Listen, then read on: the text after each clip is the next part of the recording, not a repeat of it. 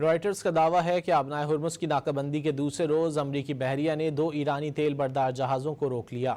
Writers کی report کے مطابق ایک امریکی ڈسٹرائر نے ایران سے نکلنے کی کوشش کرنے والے 2 تیل بردار جہازوں کو روک لیا اور انہیں واپس موڑنے کا حکم دیا۔ امریکی اہلکار کے مطابق دونوں جہاز چابہار سے خلیج عمان کی جانب روانہ ہوئے تھے۔ امریکی جنگی بحری جہاز نے انہیں ریڈیو کے ذریعے رابطہ کر کے روکا اور واپسی کی ہدایت دی۔ امریکی سینٹرل کمانڈ کے مطابق امریکی وقت کے مطابق پیر کی صبح 10 بجے سے اب تک کوئی بھی جہاز ناکہ بندی عبور نہیں کر سکا۔ رائٹرز کا دعویٰ ہے کہ آبنائے ہرمز کی ناکہ بندی کے دوسرے روز امریکی بحریہ نے 2 ایرانی تیل بردار جہازوں کو روک لیا۔ رائٹرز کی رپورٹ کے مطابق ایک امریکی ڈسٹرائر نے ایران سے نکلنے کی کوشش کرنے والے 2 تیل بردار جہازوں کو روک لیا اور انہیں واپس موڑنے کا حکم دیا۔